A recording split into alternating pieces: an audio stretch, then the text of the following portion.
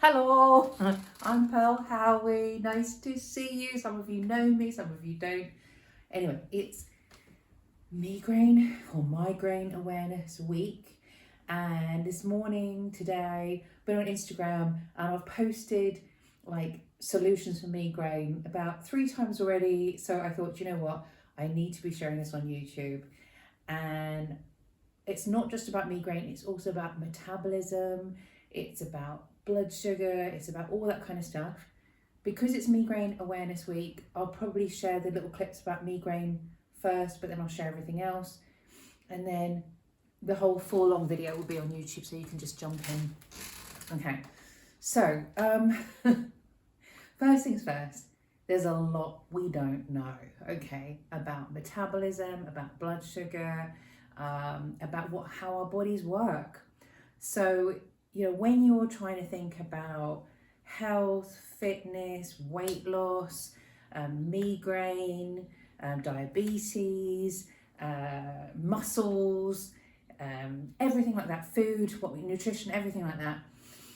If you go and somebody's like, right, this is exactly how you do it, and this, I know everything, and usually be a fitness instructor, and they're not telling the absolute truth because we still don't know a lot of how our bodies work. Like, researchers are still discovering, how things work. And as we know, our bodies are different. So even if they're doing the research, some of the latest research about metabolism is being done on worms because they're remarkably similar to human beings, but they're still just doing the research on worms. So we're still a long way from understanding everything about our bodies. So just a bit of trivia for you, if you like. The biggest gland in the human body, we think, is our white fat. It's what we call our biggest endocrine system because it produces so many different types of hormones. So sometimes we think of fat as just being fat, white fat as just being fat, but actually it is secreting all kinds of hormones, some of which we've just discovered, okay? So it makes you think, in a healthy body, probably that white fat does something, releases hormones to make sure that it's not too much, yeah? So there are hormones that the white fat releases that are supposed to keep our body in balance, okay? But for some reason, a lot of us still go really, really out of balance.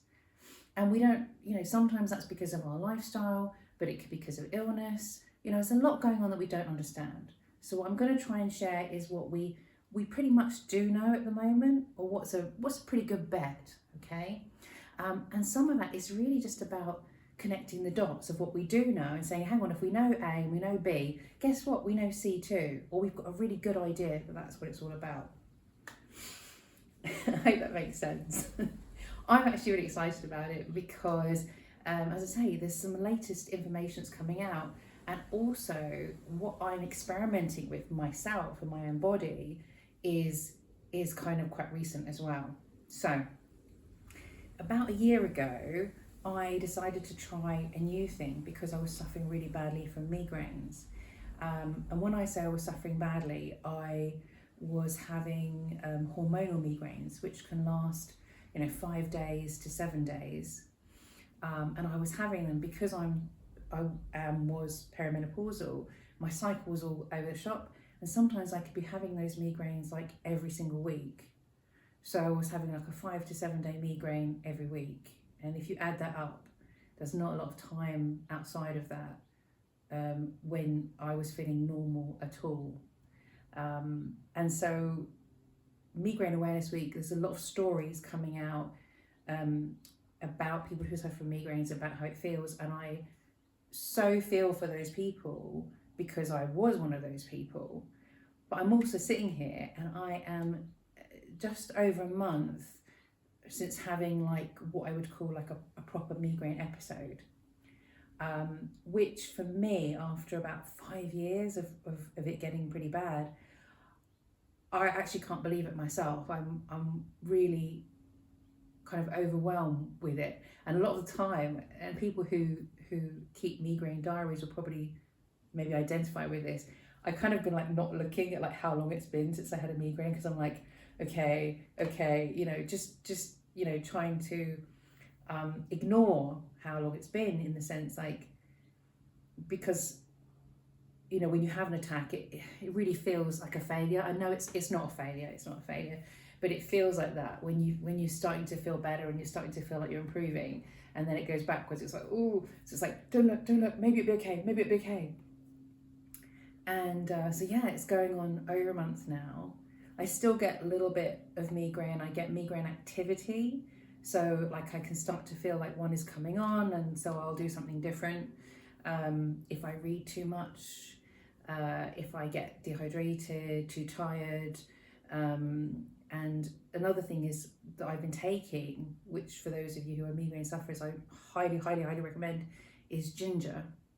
So if you don't know, that's root ginger. And I just buy that and I chop it up and I put it in the freezer, or I have it as fresh ginger tea. And then once it's steeped, I actually just swallow the ginger. So the recommended amount of ginger for a migraine attack, according to some American studies, is 2 grams of ginger.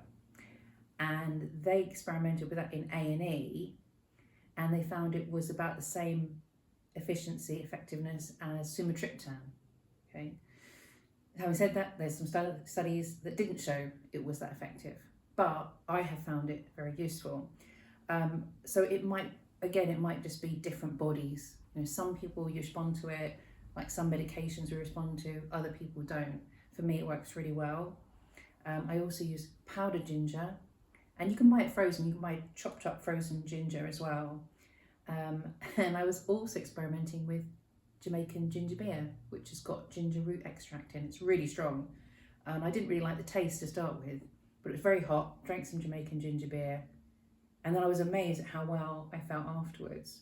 So I was drinking quite a lot of that in the heat, and then I realised I was also drinking quite a lot of sugar.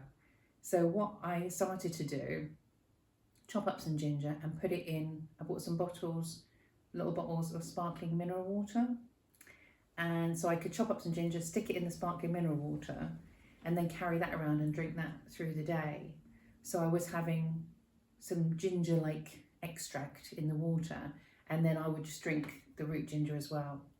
Having said that, the recommended maximum dose of ginger in a day is really only supposed to be about 3 or 4 grams. And I think if you're pregnant, it's much lower than that. So maybe, 1 gram, something like that. So I regularly go over that. And so I shouldn't recommend it, because apparently that could be harmful. But to be honest, I have found it to be really, really useful. And I haven't really had any for a couple of days because I'm feeling much better. But it's been absolutely brilliant, especially in the heat, to have something that's not a drug. It's not a chemical, it's not addictive, and it has other health benefits, like helps reduce blood pressure, we think, and also might be helpful in balancing blood sugar as well. So again, it's like one of those herbal remedies where we've got these ideas, but it's been used since the time of the Romans, and some people say it back to about 5,000 years ago. We used to use ginger. It's a great anti-inflammatory. We call it nature's ibuprofen. So even if you're not a migraine sufferer, this can be really great. The reason it works supposedly so well for migraine is that it's a natural, what we call CGRP inhibitor, which is calcitonin gene-related peptide, which is the chemical. One thing we know about migraine is that CGRP spikes during migraine. And this is supposed to be a natural inhibitor. And all the latest migraine-specific medication is based around working on the CGRP. So specifically working on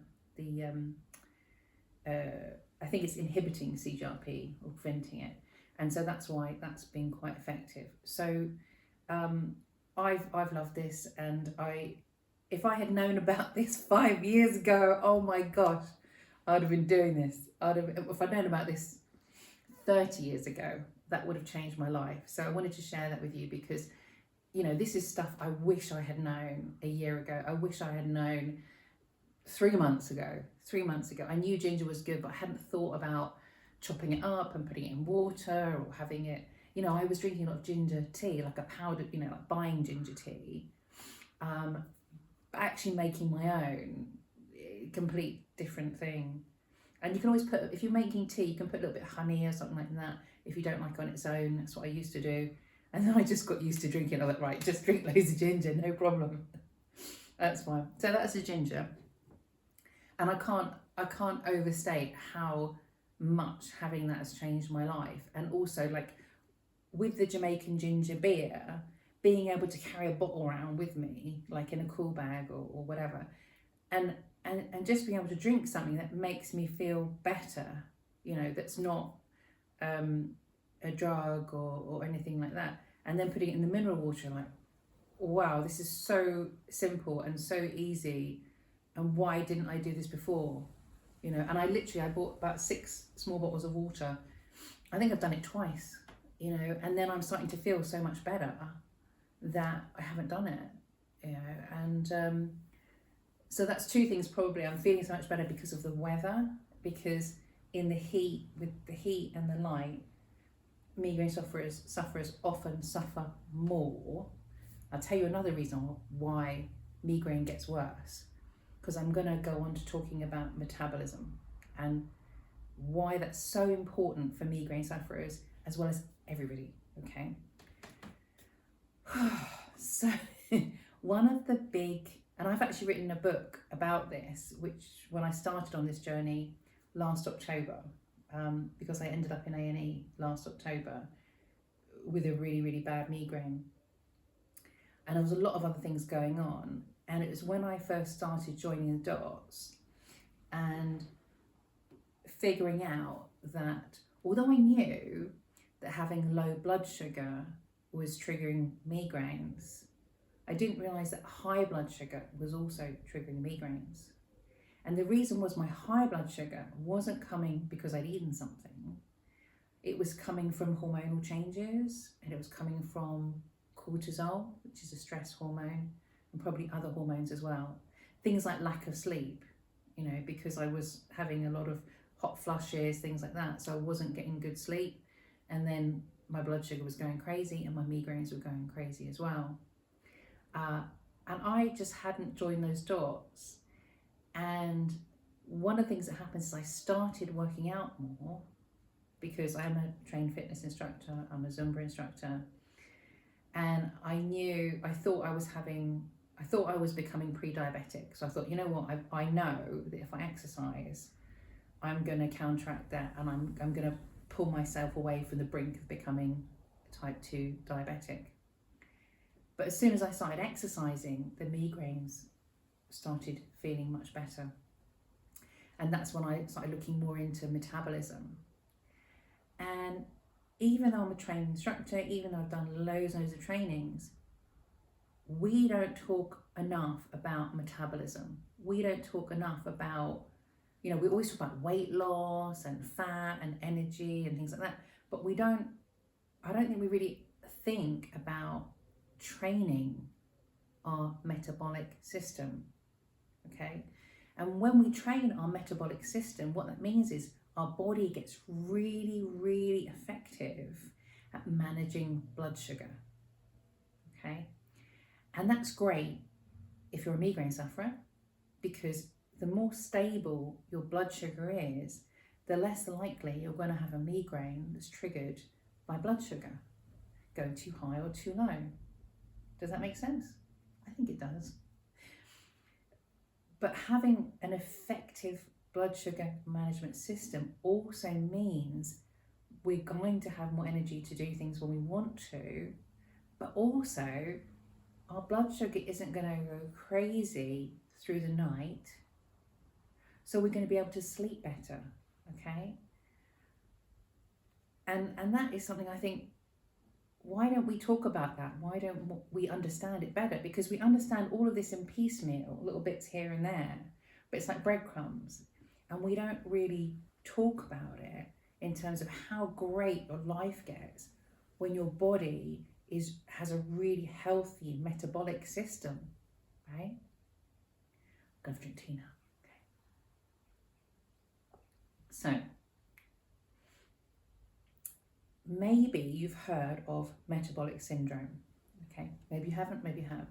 But that's related to type 2 diabetes. And it's related to not being able to manage our blood sugar.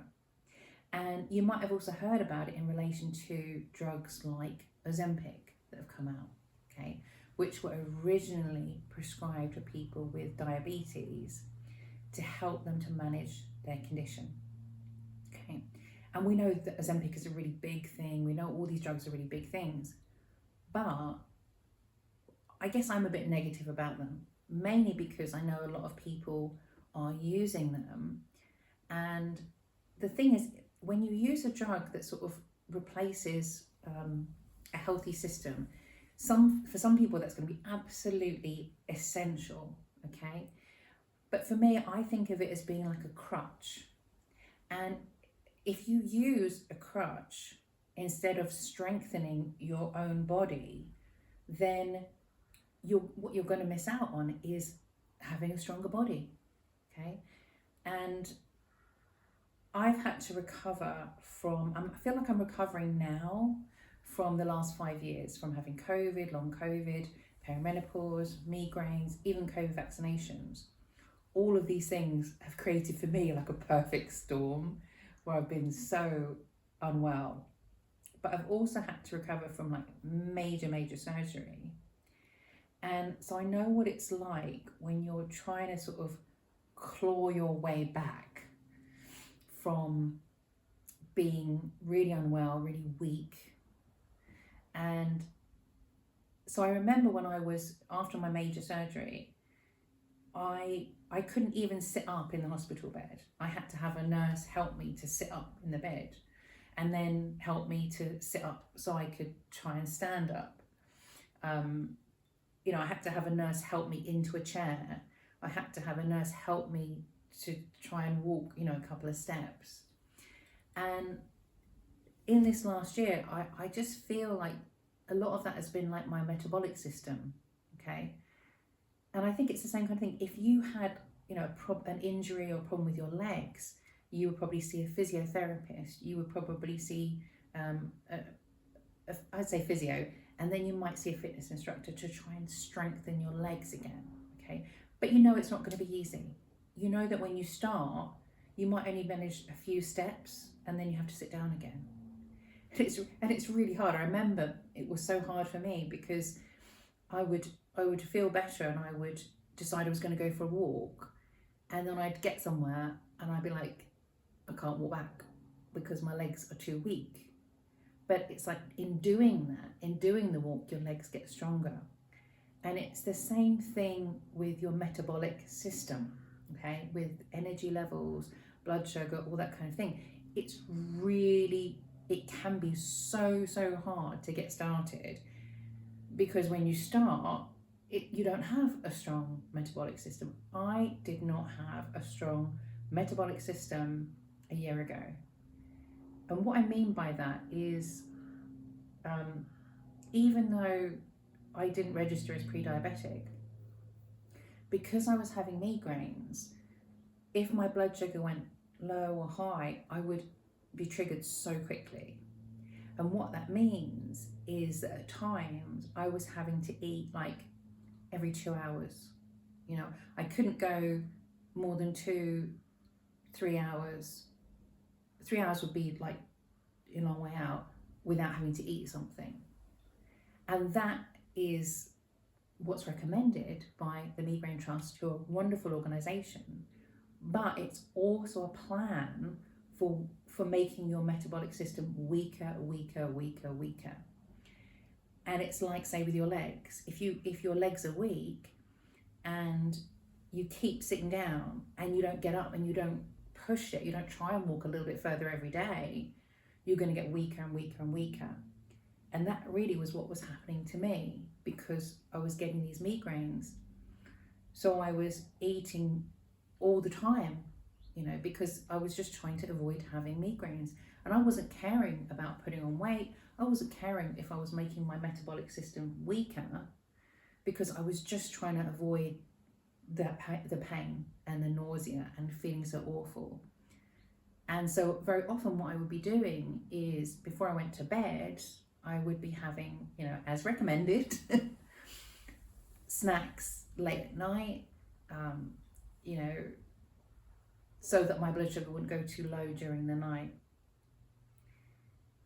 But then I was kind of making my problem worse. And can you see how that I was doing that? And if I'd known that, if I'd known really what I was doing, I would never have behaved like that. I would never have been snacking all those times, because I would have realized that, oh my goodness, I'm actually going to make this worse. Okay.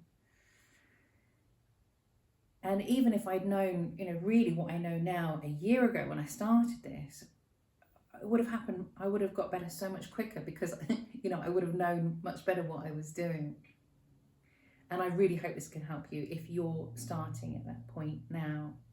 Okay, so I want to just give you a couple of tips and explain a bit more about how to strengthen your metabolic system, okay? Because that's everything, it's avoiding diabetes, it's losing weight, it's having more energy, it's being more muscly, and doing things like, taking care of your heart, and also even sorting out osteoporosis, okay? And helping to avoid osteoporosis. Although it's not really kind of so closely linked to metabolic system, but maybe it is, we don't know. There's a lot more to explain. I'm not going to talk about the relationship between white adipose tissue, which is what we call white fat, and brown adipose tissue, because that's, again, something we don't really understand, and it's quite complex. And I have written about that in my book, and I'll put the link in the long video, which you can find. I'll put the link there. And that's something kind of magical, kind of mystical, that we're still just discovering about. But in some ways, the one thing you kind of need to know about that, okay, this is important, temperature, which is that when you have high temperatures, you affect what we call the good fat, the brown adipose tissue in your body, and it can be destroyed. So if you do one thing, actually having temperatures in your house at 18 degrees centigrade, doesn't have to be, that's not particularly cold, but 18 degrees is like a magic number for looking after your metabolic system. Because if you go hotter than that, it affects your brown adipose tissue, okay? So think cold, turn the thermostat down, and it helps your body. And think about it in terms of just burning energy. You're going to be burning energy to keep warm, and that is going to be really good for your metabolic system, okay? It doesn't have to be super cold. 18 degrees is fine for taking care of your body that way. I feel like I'm kind of like, in some ways I feel like I'm telling you magic, really, because it does feel like magic. And so much of this stuff is, it's backed up by science and really sort of robust scientific studies. Although I must admit, that one's done on mice. Okay, so we're still at the mice level there. It's not worms, but it's mice.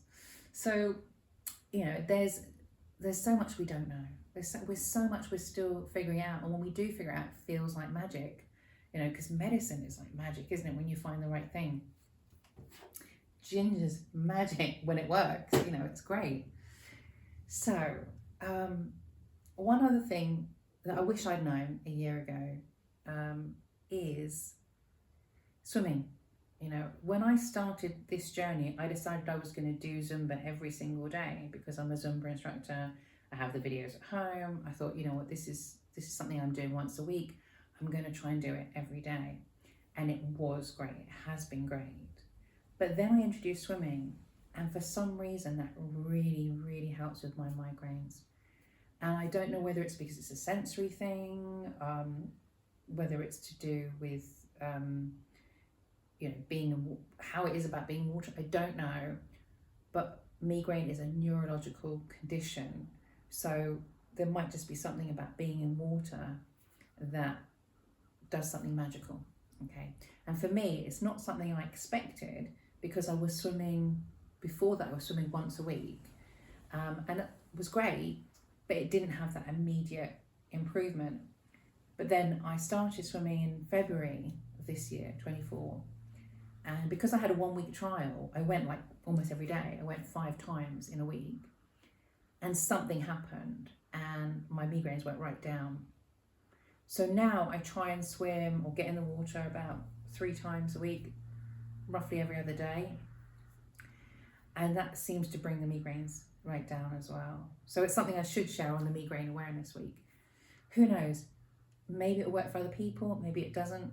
Some people tell me that cold water swimming has been really, really good for them. And I'm like, I'm not going in there because I've got a family history of arthritis, and it will give me arthritis in my feet if I go into cold water. So, but swimming in a swimming pool has been just the best thing, just the best thing. But here's what I want to explain, our metabolic system. So let's just talk very what we know, what we don't know. And so when we eat food, our body produces insulin, which then stores that energy. And it stores it as one of 2 things, okay? So it either stores it as fat, I think, as far as I understand, or it stores it as glycogen in the muscles, okay? So that's the quick release energy that our muscles need when we're working out, all right? And maybe this isn't too much of a surprise to you, but obviously when we exercise, especially if we're doing what we call high intensity interval training, so really going for it, those bursts of energy, think Usain Bolt running, we use that glycogen in the muscles.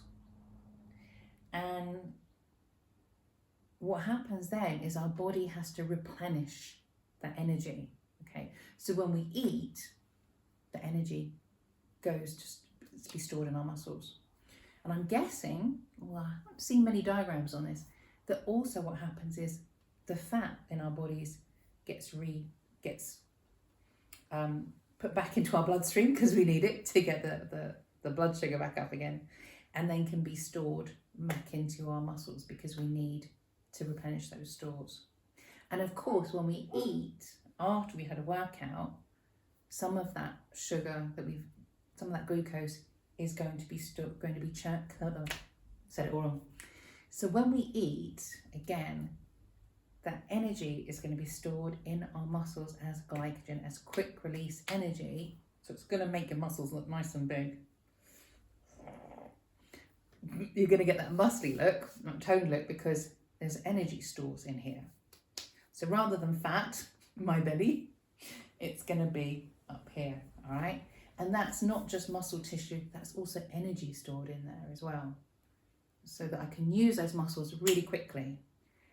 So the more we do that high intensity interval training or anaerobic, things like sprints, yeah, or even just swimming really fast, the more we do that kind of stuff, the more our body is going to store more energy as glycogen and less as fat.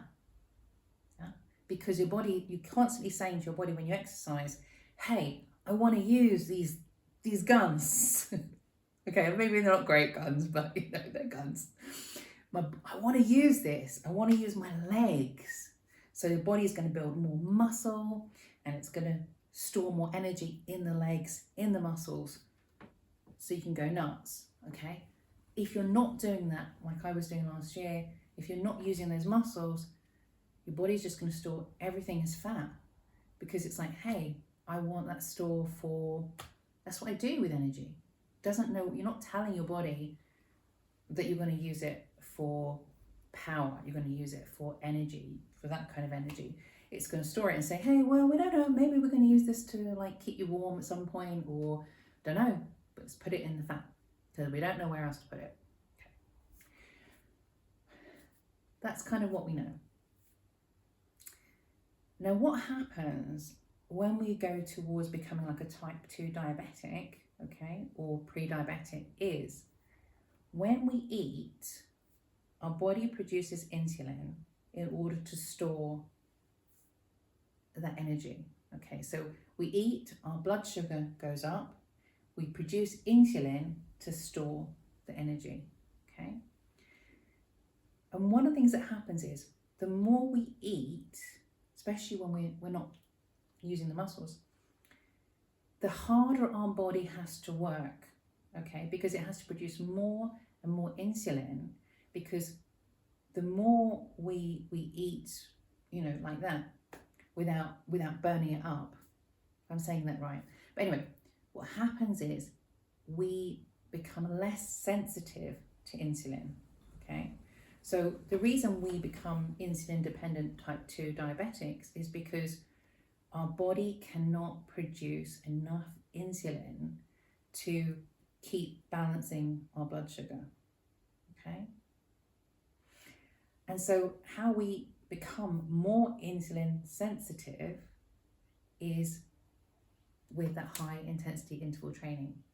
Please don't just take my word for that, because that is a serious scientific study that has been done. And what's so mind-blowing about this, when I did the research, is that a lot of the advice you get even through the NHS is not backed up by the latest scientific studies. Okay, so you might hear a lot about in order to not be diabetic, and if you are pre-diabetic, you'll get this advice from the NHS, it's just to go on a diet and to eat differently, things like that. It is not going to have the impact of exercise. Exercise is the magic bullet. Okay, if you start working out high intensity interval training 5 times a week, that is what pulls us back from being diabetic and pre-diabetic. And that is a serious scientific study. And it makes sense, because what we're doing is we are like strengthening our legs. Okay, we're strengthening our metabolic system, we are strengthening our bodies.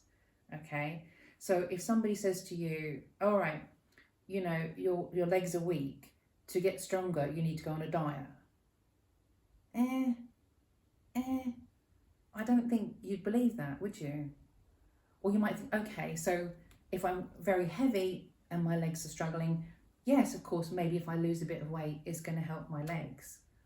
Yeah, but what's really going to help is working out, is strengthening, doing that strength work, and I say strength work, it can be going for a walk, it can be getting out of bed, it can be swimming, it could be cycling on a static bike. It doesn't have to be weights. But we know what makes our legs stronger is working them. Same thing with our metabolic system. The more we work it, the stronger it gets. All right. And it's a bit weird because, am I ranting? I'm sorry, I'm ranting. I'm very excited about it. But the thing is that, in a way, so what we're doing when we keep eating all the time, you know, so our blood sugar gets a bit low, and we go, okay, let me eat some more food, let me eat some more food. What we're doing is we're sort of getting good at storing energy, but actually it makes our ability to store energy weaker, okay? So it's a bit like sitting down, all right? So if we think about it, if you're strengthening your legs, you want to be standing up, you want to be walking, and then resting, and then sitting down. With our metabolic system, if we want it to be stronger, we need to exercise, we need to use the stored energy. So we use the stored energy, and then when we eat, our body knows how to sort of use that energy that we're eating to replenish those stores, and it's working the way it should do. So for example, like when we sit down after doing a workout, that's great because our body needs that rest to recover. So when we eat after a workout, it's great because our body goes, yes, I need to replenish those energy stores in the muscles, I want this. And our muscles are really, really good at absorbing energy, okay? So it's one of those things that happens is our body doesn't have to work so hard to store energy, because our muscles go, yeah, baby, give me them energy, give me the energy, okay? Whereas when we're laying it down as fat, it's kind of harder for the body. So the body has to work harder to put the energy and glucose into fat stores. Does that make sense? I know it sounds really weird, but it's a bit like I say, with your legs, you kind of know what to do to get stronger legs, but it's so hard. Like, when you're going from nothing, like I was after the surgery, you want to walk like a couple of steps and then sit down, a couple of steps, sit down. So when I started trying to do this about a year ago, it was so difficult, because if you imagine me, so I get up and I want to go and do a Zumba workout for like an hour. That's a lot of energy, okay? And one thing I knew was, if my blood sugar went low, I'd be very likely to be triggered with a migraine. So I was very careful about, okay, I'm going to eat then, and then an hour later I'm going to start exercising, a bit like you might do for a swim, wait an hour, then I'm going to exercise. And then I know I've got energy, I've got some blood sugar in my, my blood's got some sugar in it, I've got some energy to start, and that's quite good. And then when I stop, I can manage to do 45 minutes, an hour of exercise, okay, get my shower, then I'm going to go and eat something so that my blood sugar doesn't get too low, okay? So I was very gently, very, very gently working that metabolic system, okay? And it was really good, but it was really hard, because when I first started, for the first week, when I did a workout, I would generally get a migraine, because my body was really struggling to keep that blood sugar level, okay? It was really, really hard to work out. And at the same time, if I went for a really long walk, I would probably get a migraine, because I was using too much energy and my body wasn't very good at managing that blood sugar, okay?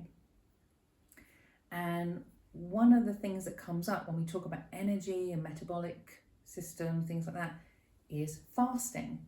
So you might have heard a lot about fasting. And so a lot of people say, oh yes, there's a lot of health benefits to fasting. And if you had said that to me a year ago, I'd have went, no, thank you very much. Because I knew that I was having to eat a lot frequently to keep my blood sugar where it was. So if I fasted, I would get a sugar crash, I would get a migraine. So that fasting was no good for me, because my metabolic system was like too weak for me to fast, all right? And I think that's one of the things, a lot of times we get this advice, and it's like saying, if your legs are weak, go for a run. Somebody saying that is like somebody saying, oh, if you've got a weak metabolic system, you should go run it, you should go fast, do a fast, okay? Because you're actually putting something that's very weak under too much strain too quickly, right? And now, having done this for a long time, it's like I can go to bed and not have a snack late at night. And I know that sounds really silly, but before I would having to do that, because otherwise I would get migraine in the night. And so I can probably go about 12 hours at night. I can have my dinner about 6-7 o'clock, and then I can have breakfast at 6-7 o'clock in the morning. To me, that's really something impressive, because before I would have woken up feeling so unwell if I tried to do that. And now that's like, yeah, no problem. I still have to kind of get that blood sugar right in the morning. I still like, sometimes I'm a little bit like that first thing in the morning, but guess what? I can do it. And also, what else has happened for me now, because I'm doing more exercise and I'm working out for longer periods, so I'll get up in the morning, have my breakfast, and then now I wait about 2 hours before I exercise. And when I exercise, what happens now is that my body is releasing the fat, it's releasing the sugar, and it's using those energy stores in the muscles. So while I'm exercising, I'm not getting like a low blood sugar. I'm actually feeling great and I'm feeling fine. And it's kind of like fasting, but because I'm exercising, my body is saying, okay, I need to release all of that energy. And the way that our body does this, and this is what, it's pretty golden, this is what we reckon, and we're pretty golden, is our body, our pancreas, produces another hormone. So instead of producing insulin to store energy, our body produces a thing called glucagon, check the spelling online, glucagon, which causes us to release that fat as energy, okay?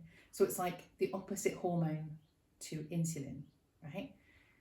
Which is great, because instead of me getting really, really hungry and having a migraine if I don't eat, I'm like, I feel like I'm free, you know, I'm free because my body is able to access the energy stores I already have, which are here, you know. Before, my body wasn't really working right, you know. It was always like, I need more food, because if I don't have food, I'm going to have a blood sugar crash. And now, especially when I'm exercising, you know, today I got up, I did, I taught a Zumba workout, 45 minutes.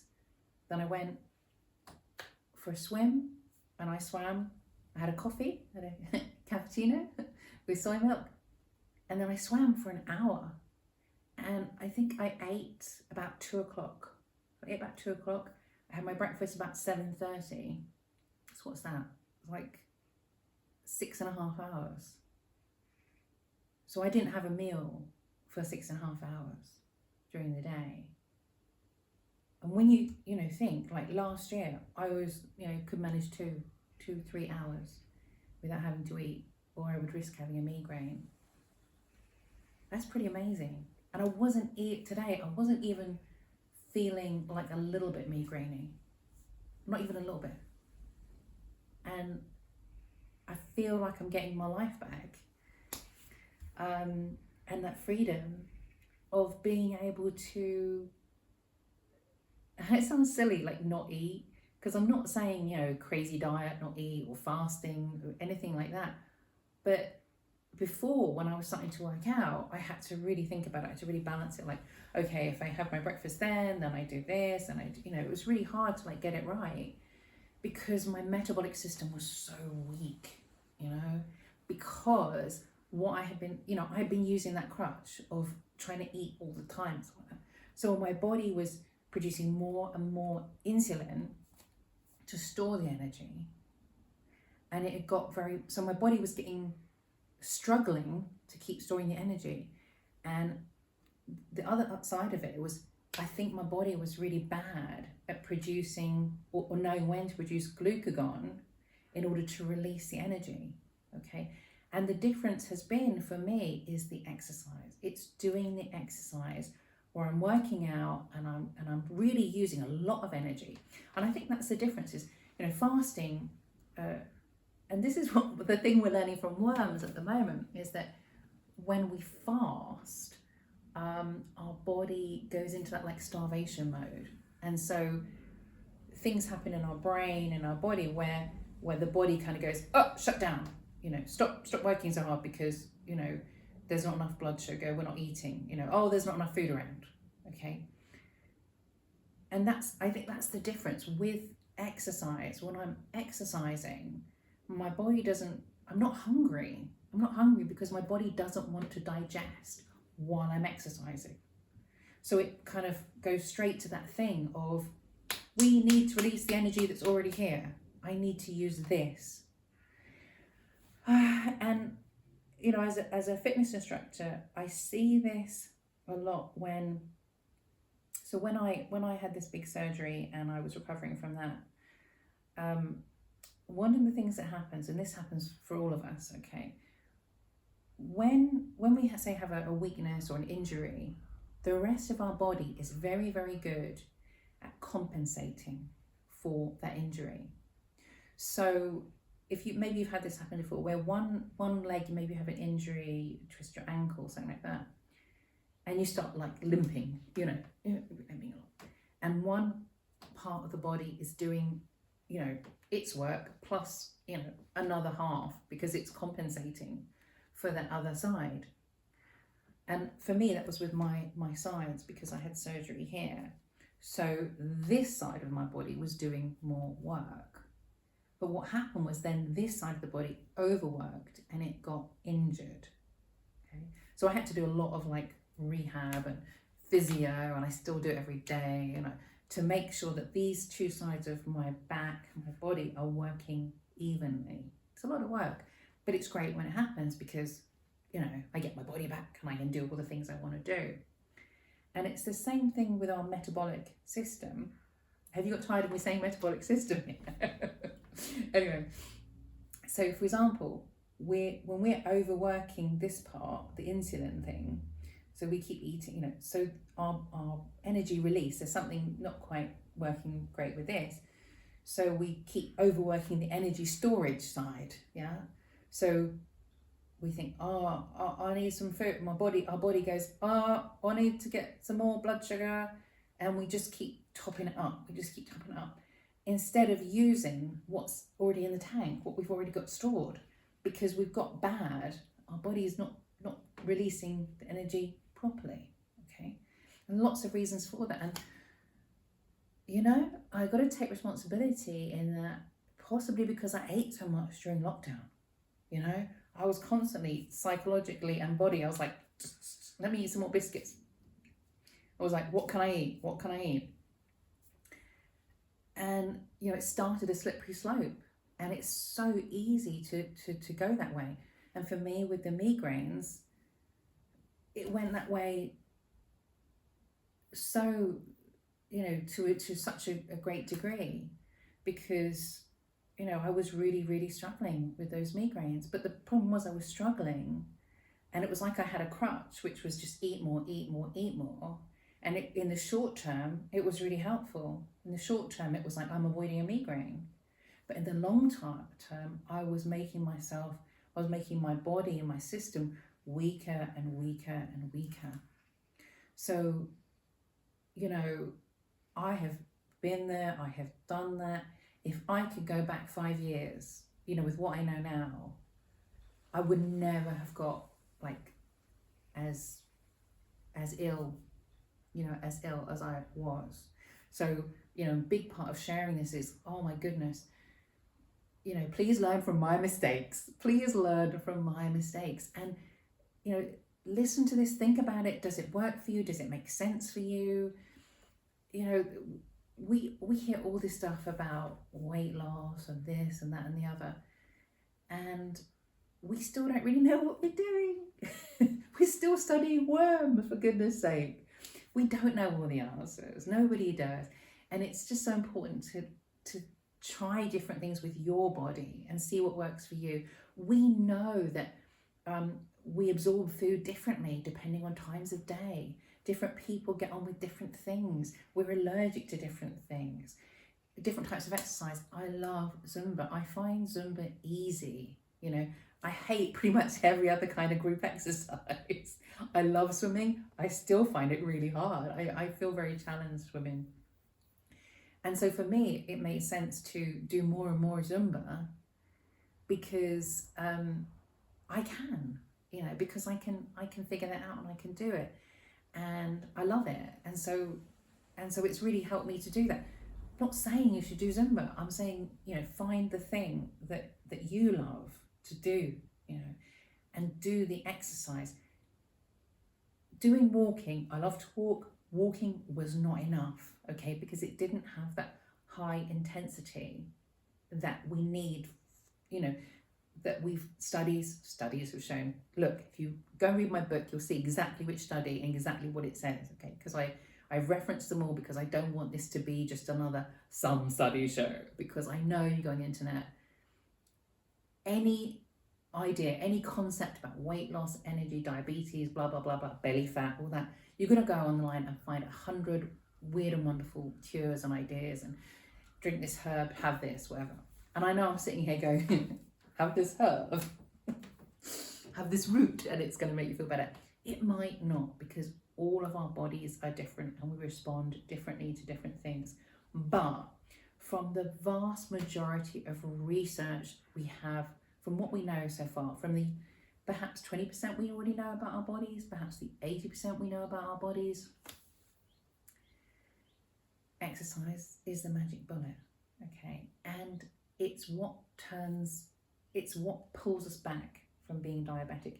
It's what makes our metabolic system stronger, okay? If it's like any exercise, if you work it, all right, not too much, because we don't want to strain and tear muscles and make ourselves ill, but if we keep working our metabolic system, okay, we are going to get a stronger metabolic system. And it means we get freedom. We get freedom from not being type 2 diabetic, okay? We get freedom from those cravings of having to eat all the time, you know, and it's pretty much what we get from those drugs that they're bringing out. But we do it through exercise, and we get stronger muscles, we get stronger hearts, we get all of those benefits without, you know, too many side effects. And I think it's definitely worth it for all those good chemicals, for the wonderful feeling that we get when we exercise. And then the more you do it, the more you can do it. It's just so amazing, you know. And it's really easy sometimes when I sit here in a Zumba t-shirt and you're kind of, oh, you know, or when I was doing it and I was like, you know, I was really thin and I was really energetic and all that. But the most important thing, you know, I want to share with you is just how weak I was.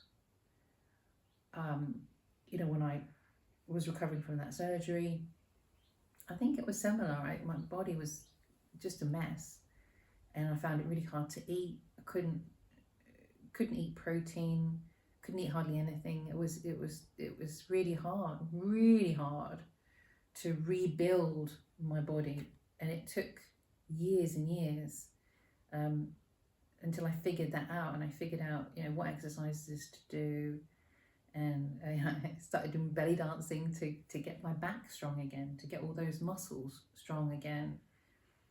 And going through all this with migraine for the last 5 years, I wouldn't wish this on anybody. You know, having migraines is, you know, it is literally torture, and it's really hard, because it's like, so for me, I always think of the migraines as being like Indiana Jones, what was that? I forget what the first one was called, The Raiders of the Lost Ark.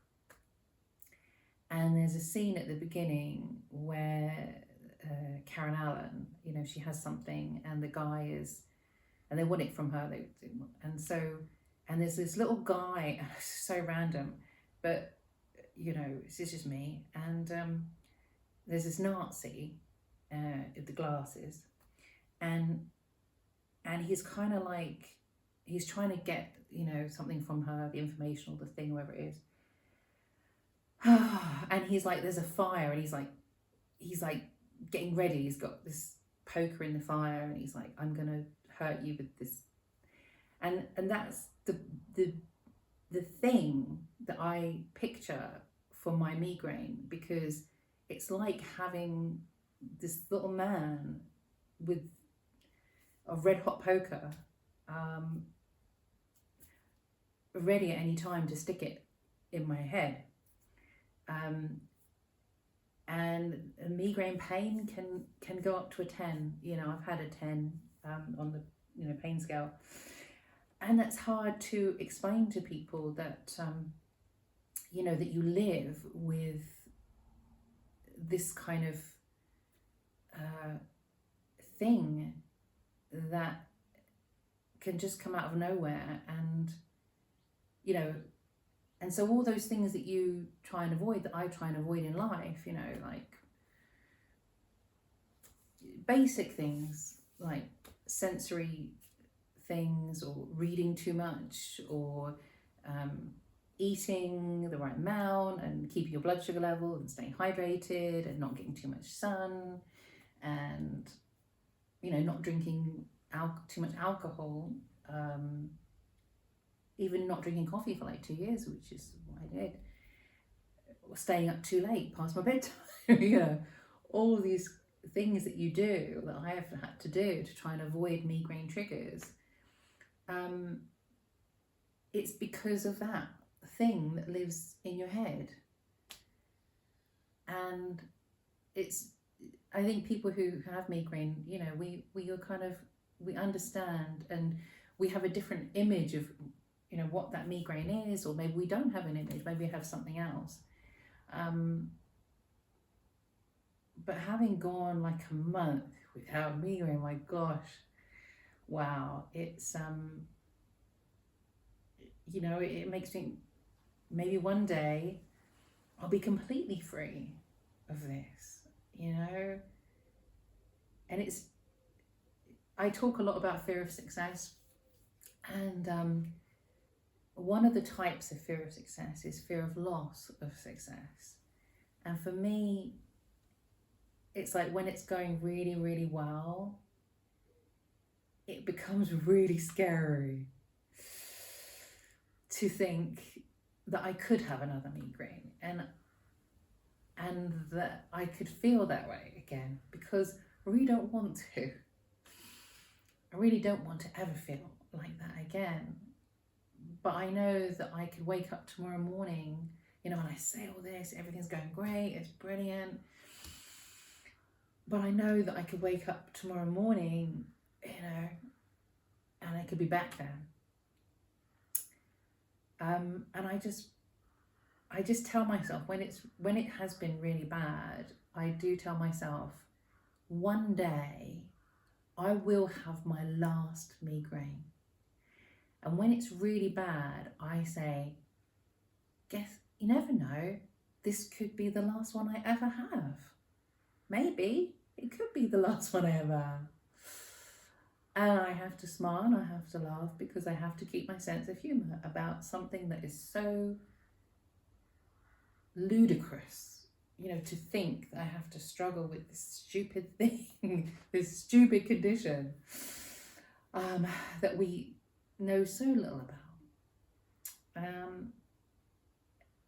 And, you know, I'm not having sympathy and empathy for other migraine sufferers, because I am one. And I know, I don't have to empathize, because I know how it can be. So I just really hope that maybe if you're watching this and it will work for you, that you give it a go. Maybe it won't.